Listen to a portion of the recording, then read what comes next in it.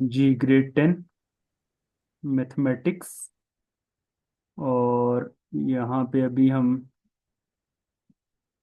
Federal board का जो past paper है 2024 का, वो इंशाल्लाह हम सॉल्व करेंगे। जो 2024 में एनुअल फर्स्ट एनुअल में पेपर आए, उसका सॉल्यूशन हम डिस्कस करने जा रहे हैं। तो स्टार्ट हम ले रहे हैं इसके सेक्शन बी से। सेक्शन बी में टोटल नंबर ऑफ क्वेश्चंस कितने हैं? 9 शॉर्ट क्वेश्चंस हैं और ईच क्वेश्चन कैरी 4 मार्क्स, तो ये 36 मार्क्स का सेक्शन बी है। क्वेश्चन नंबर 2 के 9 पार्ट्स, ये इंशाल्लाह अभी हम सॉल्व करेंगे। क्वेश्चन नंबर 2 का जो फर्स्ट पार्ट आया था फेडरल बोर्ड में 2024 के एनुअल पेपर में, फर्स्ट पार्ट था reduce the equation 5x minus 8/x plus 6 is equal to 0 to the quadratic form,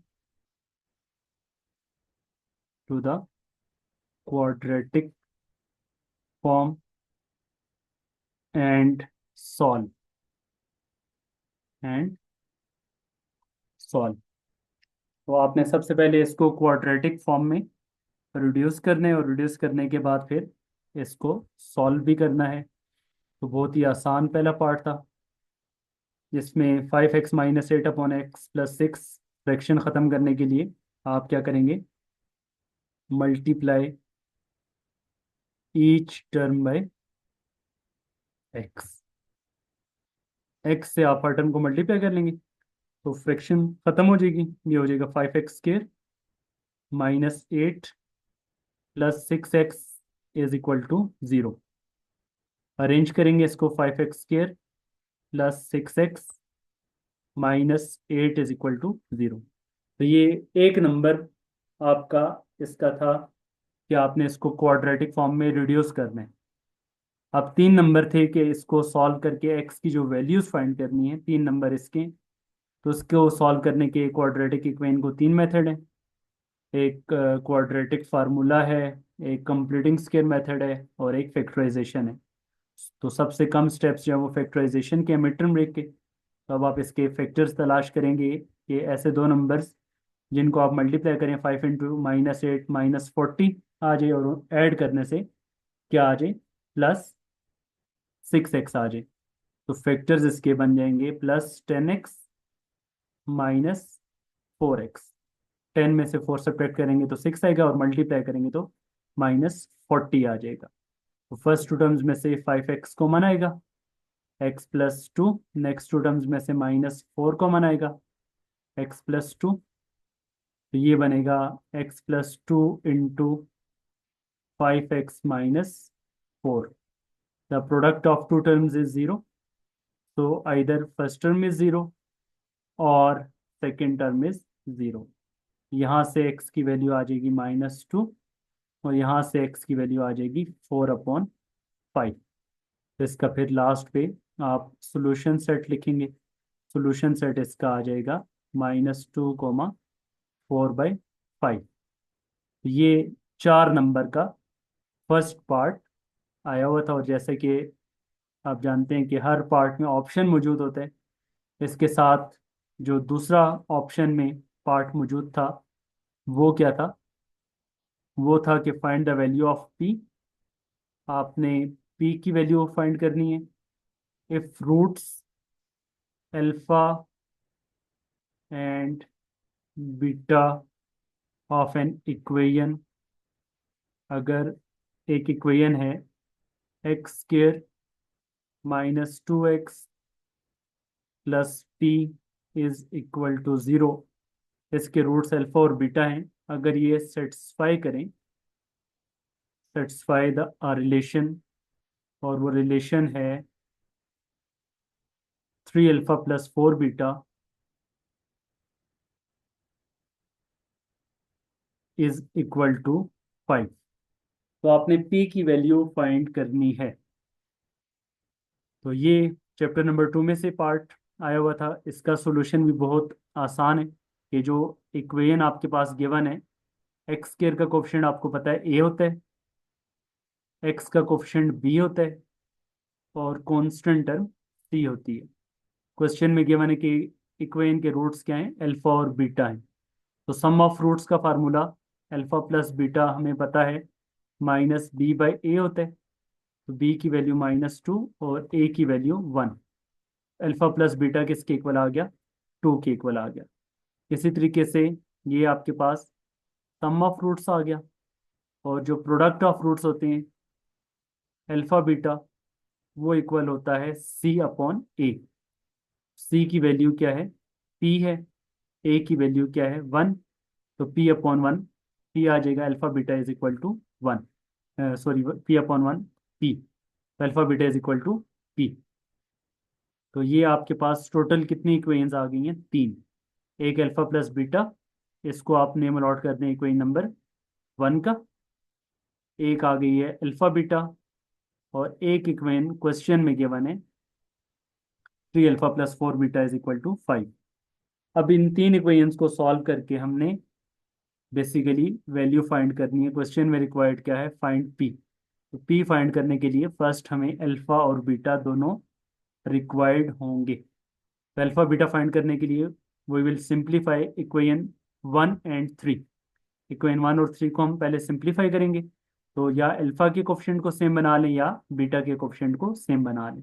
तो अगर हम अल्फा के कोफिशिएंट को या बीटा के कोफिशिएंट को सेम बनाना चाहते हैं, तो बीटा के कोफिशिएंट को सेम बनाने के लिए इक्वेशन 1 को हम 4 से मल्टीप्लाई कर देंगे। तो आप लिखेंगे multiply equation 1 by 4 and subtract equation 3 from it.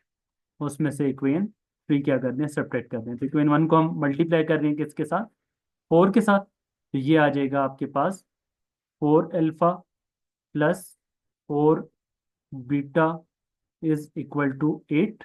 और इक्वेशन 3 है हमारे पास 3 अल्फा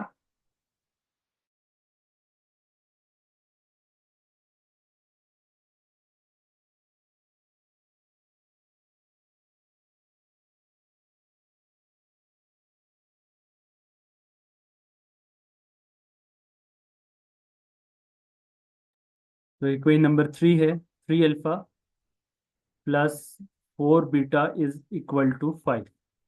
तो जब आप इसे सब्ट्रैक्ट कर रहे हैं, तो हमें पता है कि सब्ट्रैक्ट करने से साइन चेंज होते हैं नीचे वाली इक्वेशन के। तो साइन चेंज होंगे तो ये माइनस हो जाएगा, ये माइनस हो जाएगा, और ये माइनस हो जाएगा। 4 बीटा और -4 बीटा कैंसिल हो जाएंगे। तो 4 alpha minus 3 alpha, 4 alpha minus 3 alpha, ये क्या आ जाएगा, 1 अल्फा। तो alpha is equal to 8 minus 5 कितना आ जाएगा, 3 आ जाएगा। तो अल्फा की वैल्यू हमारे पास आ गई है 3। अब इस अल्फा की वैल्यू को आप इन दोनों में से किसी एक इक्वेशन में पुट कर लेंगे। इक्वेशन नंबर अगर हम 1 में पुट कर लें, तो पुट इन इक्वेशन 1, इक्वेशन 1 में पुट करेंगे तो alpha plus beta is equal to 2 था। तो 3 plus beta is equal to 2। तो बीटा की वैल्यू यहाँ पे आ जाएगी 2 माइनस 3, विच विल बी -1। तो बीटा क्या आ गया, -1। अल्फा भी आ गया, बीटा भी आ गया। अब अल्फा बीटा दोनों की वैल्यूज को आप पुट कर दें इक्वेशन नंबर 2 में। तो आप लिखेंगे put value of alpha and beta, alpha and beta in equation 2। Equation number 2 में हम पुट करेंगे। तो अल्फा की जगह पे 3, बीटा की जगह पे -1 इज इक्वल टू पी। तो पी की वैल्यू हमारे पास आ गई -3। तो ये हमारे पास पार्ट 1 के अंदर रिक्वायर्ड था कि for what value of p the roots of the equation satisfy the relation. तो उसके लिए हमारे पास 3 इक्वेशंस थी। दो इक्वेशंस को सॉल्व करके हमने अल्फा बीटा फाइंड कर लिया, और अल्फा बीटा की वैल्यू फिर आपने उस इक्वेशन में पुट कर ली जिसमें पी गिवन था। पी आपने वहाँ पे फाइंड कर लिया अल्फा बीटा की वैल्यू पुट करने के बाद। तो ये क्वेश्चन नंबर 2 का फर्स्ट पार्ट और उसके दोनों ऑप्शंस हमने सॉल्व कर लिए।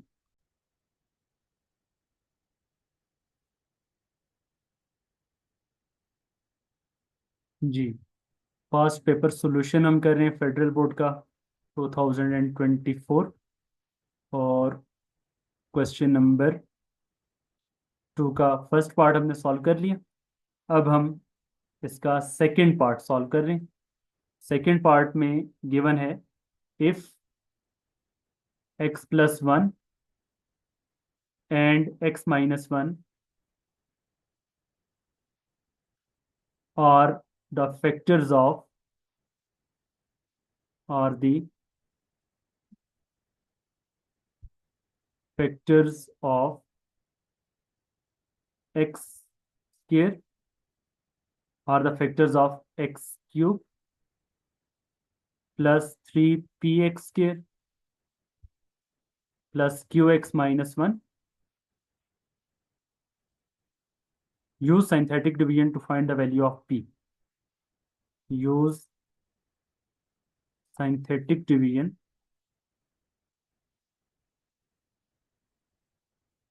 to find p and q. तो सिंथेटिक डिवीजन के लिए आप क्या करेंगे, पहले जो पॉलिनोमियल गिवन है उसके कोफिशिएंट्स लिखेंगे। एक्स क्यूब का कोफिशिएंट 1 आ गया, एक्स स्क्वायर का कोफिशिएंट 3p, एक्स का कोफिशिएंट q और कांस्टेंट टर्म -1। फिर अब उसको आपने डिवाइड किससे करने, पहला फैक्टर है x+1, तो x+1 से x की वैल्यू निकालेंगे तो वो क्या आएगी -1। उसको उसके बाद सिंथेटिक डिवीजन को प्रोसीड किस तरह से करते हैं, पहला नंबर ऐसे ही कैरी फॉरवर्ड आता है नीचे 1, फिर इसको बाहर वाले इस नंबर के साथ मल्टीप्लाई करते हैं 1 इंटू -1 -1, 3p और -1 क्या आ जाएगा 3p -1, 3p -1 को बाहर वाले -1 से मल्टीप्लाई करेंगे इट विल बी -3p + 1, और यहाँ पे आ जाएगा -3p + q + 1, और उसको जब बाहर वाले -1 से मल्टीप्लाई करेंगे ये आ जाएगा +3p -q -1। लास्ट पे रिमाइंडर क्या आ रहा है, रिमाइंडर आ रहा है 3p -q, और ये -1 और ऊपर वाला -1 -2 आ गया, ये रिमाइंडर आ गया। सेम इसी तरह से इस पॉलिनोमियल को अब आपने दूसरे फैक्टर के साथ भी डिवाइड करवाने। तो दूसरा फैक्टर क्या है हमारे पास, दूसरा फैक्टर है x-1। तो x-1 में से जब आप x की वैल्यू निकालेंगे तो x की वैल्यू क्या आ जाएगी +1। ठीक है, तो सेम आप वही सिंथेटिक डिवीजन का जो स्टेप्स हैं उनको प्रोसीड करेंगे। तो पहला number as it is carry forward 1 as it is आ जाएगा, उसके बाद 1 को बाहर वाले 1 से मल्टीप्लाई करेंगे तो यहाँ पे 3p, सॉरी 1 को बाहर वाले 1 से मल्टीप्लाई करेंगे तो यहाँ पे 1 आ जाएगा, तो ये 3p + 1, और देन 3p + 1 को बाहर वाले 1 से मल्टीप्लाई करेंगे तो 3p + 1, ये आएगा 3p + q + 1, और उसको बाहर वाले 1 से मल्टीप्लाई करेंगे तो ये आएगा 3p + q + 1, और लास्ट पे यहाँ पे हमारे पास जो इस केस में भी रिमाइंडर बच जाएगा वो आएगा 3p + q और +1 और ऊपर वाला -1 वो 0 हो जाएगा। तो अब क्वेश्चन में लिखा हुआ है कि दीज टू आर फैक्टर्स, अगर ये उसके फैक्टर्स हैं तो फैक्टर्स होने का मतलब ये है कि आपके पास रिमाइंडर क्या आना चाहिए, जो आपके पास लास्ट पे रिमाइंडर है वो 0 होना चाहिए। तो अब आप यहाँ पे मेंशन करेंगे as x+1 and x-1 are factors of given polynomial, are factors of given polynomial, given polynomial के वो फैक्टर्स हैं। तो इसका मतलब क्या है, सो जो पहले का रिमाइंडर आया 3p - q -2 it must be equal to 0। यहाँ से आपके पास एक इक्वेशन आ जाएगी 3p - q = 2, name this equation number 1, और दूसरा जो रिमाइंडर आया 3p + q it also must be equal to 0, इसको आप नेम अलॉट कर देंगे इक्वेशन नंबर 2 का। अब आप इक्वेशन नंबर 1 और 2 को साइमल्टेनियसली सॉल्व करके p और q की वैल्यू फाइंड कर लेंगे। तो p और q की वैल्यू फाइंड करने के लिए अब आप इक्वेशन नंबर 1 और 2 को साइमल्टेनियसली सॉल्व कर लें। एक में -q आ रहा है और दूसरे में +q आ रहा है, तो अब आप क्या लिखेंगे, add equation 1 and 2, equation number 1 और 2 को क्या कर लें, ऐड कर लें। ऐड करने से आपके पास यहाँ पे क्या बनेगा, 3p - q और प्लस क्यू ये कैंसल आउट हो जाएंगे, और 3p + p it will be 6p, और 2p + 0 2 आ जाएगा। तो p की वैल्यू आ जाएगी 2/6। 2/6 की कटिंग करेंगे तो ये 1/3 आ जाएगा। तो p की वैल्यू क्या आ गई, 1/3। अब p की वैल्यू को आप पुट कर लेंगे इन दोनों इक्वेशन में से किसी एक में, चाहे इक्वेशन 1 में पुट कर लें, चाहे इक्वेशन नंबर 2 में पुट कर लें। तो इसको हम पुट करने जा रहे हैं, पुट इन इक्वेशन 2। इक्वेशन 2 के अंदर हम पुट कर रहे हैं, तो ये आ जाएगा 3p, p की वैल्यू 1/3 plus q is equal to 0। 3 और 3 कट हो जाएगा, 1 plus q is equal to 0। तो q की वैल्यू क्या आ गई, -1। तो q की वैल्यू -1 है और p की वैल्यू 1/3 है। p की वैल्यू 1/3 के लिए और q की वैल्यू -1 के लिए आपके पास x+1 और x-1 इस पॉलिनोमियल के क्या होंगे, फैक्टर्स होंगे। तो पार्ट नंबर 2, जो क्वेश्चन नंबर 2 सेक्शन बी का क्वेश्चन 2 का सेकंड पार्ट था, उसका जो पहला ऑप्शन है उसको आपने इस तरह से सॉल्व करना था। जी, सेकंड पार्ट में जो सेकंड ऑप्शन था और के साथ, वो ये था, सॉल्व द रेडिकल इक्वेशन। जो रेडिकल इक्वेशन है उसको आपने सॉल्व करना है। और रेडिकल इक्वेशन के बारे में हमेशा याद रखिए कि जब भी रेडिकल इक्वेशन आती है तो उसमें चेक मैंडेटरी होता है, चाहे मेंशन है या चाहे मेंशन नहीं है। अक्सर स्टूडेंट क्या करते हैं, वो सॉल्व कर लेते हैं, एक्स की वैल्यू निकाल लेते हैं और लास्ट में चेक नहीं करते। तो जब चेक नहीं करते तो वो उसका 1 नंबर या 1.5 नंबर या 2 नंबर जो होते हैं रूब्रिक्स के अंदर, वो फिर डिडक्ट हो जाते हैं। तो इसलिए रेडिकल इक्वेशन के बारे में हमेशा याद रखें कि जब भी रेडिकल इक्वेशन का क्वेश्चन आए तो उसमें चेक मैंडेटरी है। तो अब इसमें आप एक्स की वैल्यू को फाइंड करने के लिए पहले जो +5 है उसको राइट पे शिफ्ट कर लें, वो राइट पे जाकर -5 हो जाएगा। और फिर रेडिकल साइन को ख़त्म करने के लिए आप क्या करेंगे, स्क्वेयरिंग बोथ साइड्स, दोनों साइड्स का क्या कर लें, स्क्वेयर कर लें। तो ये बनेगा आपके पास x-3 का होल स्क्वेयर, और राइट साइड पे x-5 का होल स्क्वेयर।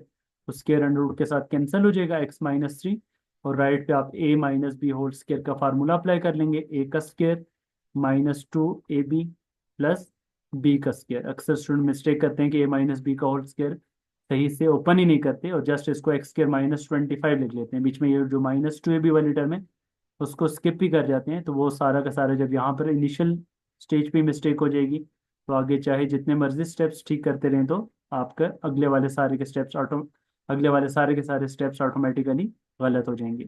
तो आपने फार्मूला सही से ओपन करना है, a - b का होल स्क्वायर का फार्मूला। तो x² -10x + 25 plus x-3 right पे आएगा तो -x + 3 आ जाएगा। ये बनेगा x² -10x, -10x और -1x, ये आ जाएगा -11x। और इसी तरह से 25 + 3 कितना आ जाएगा, 28 इज इक्वल टू 0। ये आपके पास क्वाड्रेटिक इक्वेशन आ चुकी है।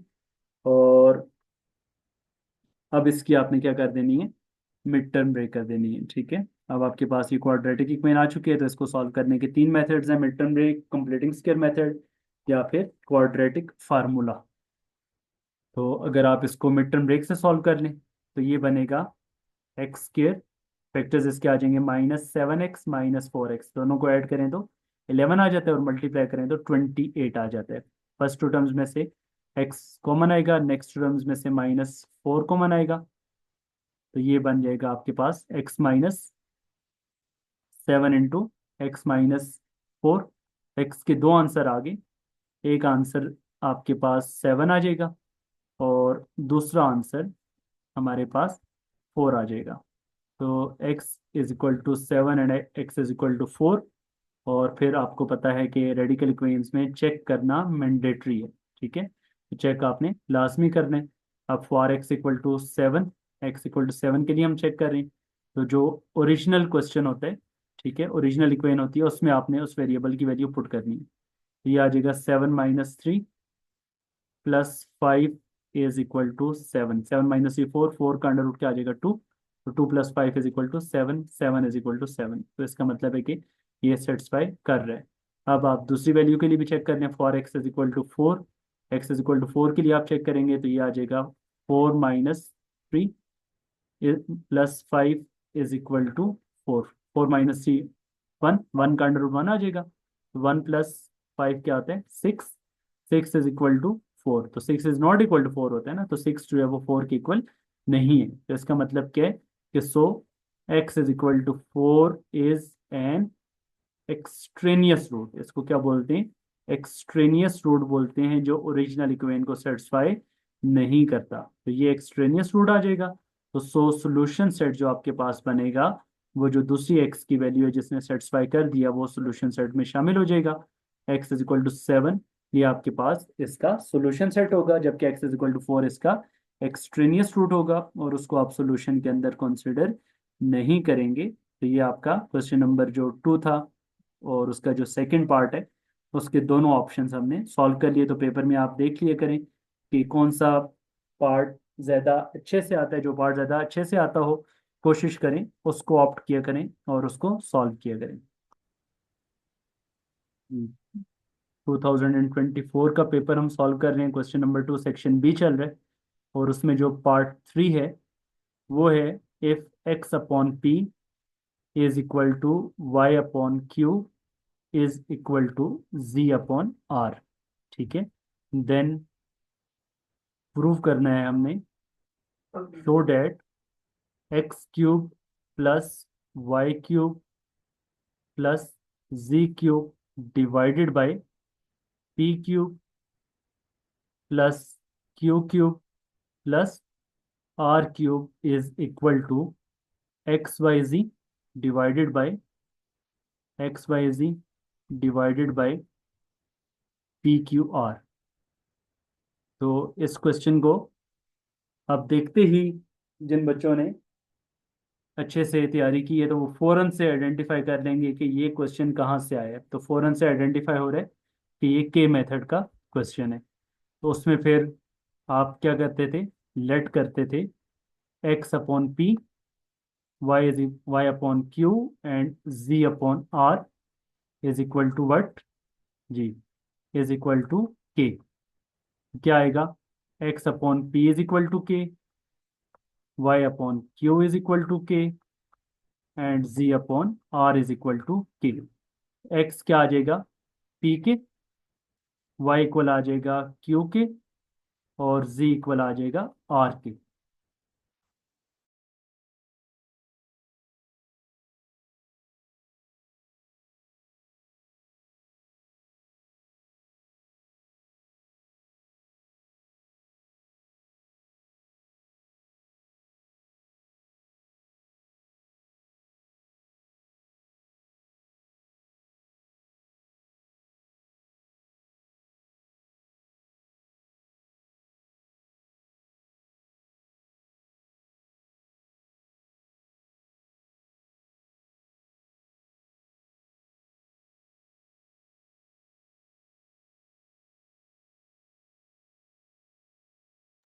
तो तीनों को आपने एक इक्वल रख के एक्स की, वाई की, जी की वैल्यू फाइंड कर ली।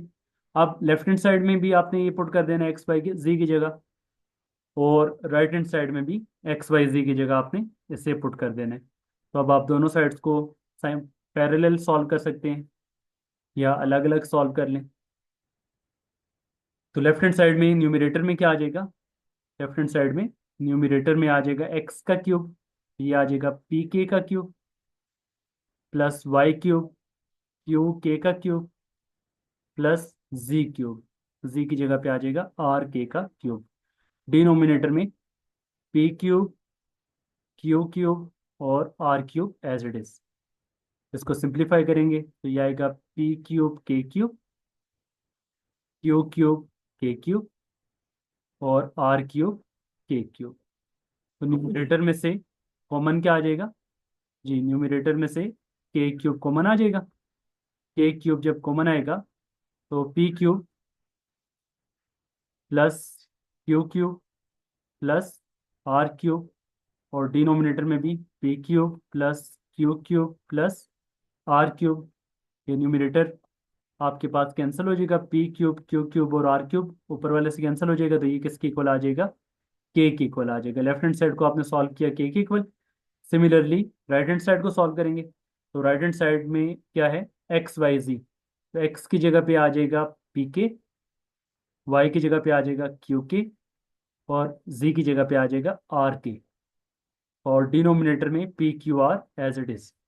तो न्यूमिनेटर में जब आपके पास ये तीनों मल्टीप्लाई हो रहे हैं तो ये आ जाएगा पी क्यू आर इंटू के इंटू के इंटू के क्यूब। तो पी क्यू आर के साथ कैंसल आउट हो जाएगा, और न्यूमिनेटर में हमारे पास क्या बच गया, न्यूमिनेटर में हमारे पास जो बच गया है वो के क्यूब बच गया है। लेफ्ट हैंड साइड को सॉल्व किया, उससे भी के क्यूब आया, और राइट हैंड साइड को सॉल्व किया, उससे भी के क्यूब आ गया। तो लास्ट पे आप क्या लिख देंगे, so left hand side is equal to right hand side, दोनों साइड्स आपस में क्या आ गई हैं, इक्वल आ गई हैं। तो ये हमारे पास पार्ट 3 का जो पहला ऑप्शन था वो ये था। और अभी नेक्स्ट स्लाइड में मैं इसका आपको दूसरा ऑप्शन सॉल्व करवा रहा हूँ, वो भी बहुत ही आसान पार्ट था, उसको भी हम सॉल्व कर रहे हैं। उसमें क्या गिवन है देख लें, उसमें हमारे पास है ए बी, दो सेट्स गिवन है, और साथ में यूनिवर्सल सेट गिवन है। जी, पार्ट नंबर 3 का जो सेकंड ऑप्शन है उसमें आपके पास जो यूनिवर्सल सेट है उसके एलिमेंट्स 1 से लेकर 10 तक है। जो ए सेट है उसके एलिमेंट्स 2 3 5 7 है, 2 3 5 7। और जो बी सेट है उसके एलिमेंट्स हैं 1 3 5 7 9, 1 3 5 7 9। प्रूव हमने इसमें करना है A intersection B whole complement is equal to A complement union B complement. Mean जो डिमॉर्गन्स लॉ है उसमें से एक डिमॉर्गन लॉ आपने प्रूफ करना है। तो लेफ्ट हैंड साइड जब हम सॉल्व करेंगे तो लेफ्ट हैंड साइड में पहले ब्रैकेट सॉल्व होगी, ब्रैकेट में ए इंटरसेक्शन बी आप सॉल्व करेंगे। तो ए इंटरसेक्शन बी में, इंटरसेक्शन में आपको पता है हमेशा क्या लिखते हैं, कॉमन एलिमेंट्स लिखते हैं। तो आपने देखना है कि दोनों में कॉमन क्या है। तो दोनों में कॉमन आपके पास क्या आ रहा है, एक 3 कॉमन आ रहा है और दूसरा 5 कॉमन आ रहा है और 7 कॉमन आ रहा है। तो ए इंटरसेक्शन बी 3 5 7 आ जाएगा। और जब आप इसका होल कॉम्प्लीमेंट करेंगे, होल कॉम्प्लीमेंट का मतलब है कि आप यूनिवर्सल सेट में से इसे सब्ट्रैक्ट करेंगे। यूनिवर्सल सेट के एलिमेंट्स आपको पता है कि कहाँ से कहाँ तक है, 1 से लेकर 10 तक है। और उसमें से ए इंटरसेक्शन बी ऑलरेडी हमने फाइंड कर लिया, वो क्या है 3 5 7। तो 3 5 7 को जब आप 1 से 10 तक में से सब्ट्रैक्ट करेंगे तो रिमेनिंग आ जाएगा 1 2 4, फिर 5 कैंसिल हो जाएगा, 6 7 कैंसिल हो जाएगा, 8 9 एंड 10। तो ये आपके पास लेफ्ट हैंड साइड सॉल्व हो जाएगी। अब फिर जब आप राइट हैंड साइड सॉल्व करेंगे तो राइट हैंड साइड में आप इसको 3 स्टेप्स में करेंगे। पहले आप ए कॉम्प्लीमेंट फाइंड करेंगे, ए कॉम्प्लीमेंट का मतलब होगा यूनिवर्सल माइनस ए। तो यूनिवर्सल आपके पास है 1 से लेकर 10 तक, उसमें से आप ए सब्ट्रैक्ट कर लेंगे। तो ए हमारे पास है 2 3 5 7। तो 2 3 5 7 जब आप इसमें से सब्ट्रैक्ट करेंगे तो ये आ जाएगा 1 4 6 8 9 एंड 10। और बी कॉम्प्लीमेंट आपके पास आ जाएगा यूनिवर्सल माइनस बी। यूनिवर्सल में से आप बी को सब्ट्रैक्ट कर लें, तो यूनिवर्सल में 1 से 10 तक आ रहे हैं, और बी आपके पास जो है उसमें 1 3 5 7 9 आ रहे हैं। तो जब आप सब्ट्रैक्ट करेंगे तो क्या बचेगा, 2 4 6 8 एंड 10, बाकी सारे कैंसिल हो जाएंगे। और लास्ट पे फिर आप ए कॉम्प्लीमेंट और बी कॉम्प्लीमेंट का यूनियन कर लेंगे। तो यूनियन में आपके पास ए कॉम्प्लीमेंट का जो आंसर है वो है 1 4 6 8 9 एंड 10, और बी कॉम्प्लीमेंट का जो आंसर है वो है 2 4 6 8 एंड 10। तो यूनियन के अंदर आपको पता है कि हमेशा एलिमेंट्स को कंबाइन करके लिखते हैं, जो दोनों में कॉमन हो उसको एक बार लिख लेते हैं और बाकी रिमेनिंग पहले सेट के और दूसरे सेट के दोनों लिख देते हैं। यहाँ पे हमारे पास आएगा 1 2 3,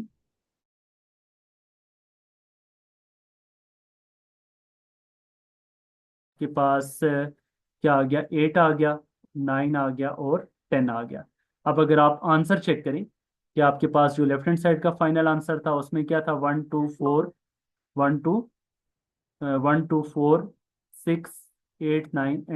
और राइट हैंड साइड में 1 2 4 6 8 9 and 10। So left hand side and right hand side are equal. तो ये आपके पास इक्वल प्रूफ हो गए। तो ये 3 पार्ट तक हमारा कंप्लीट हो गया।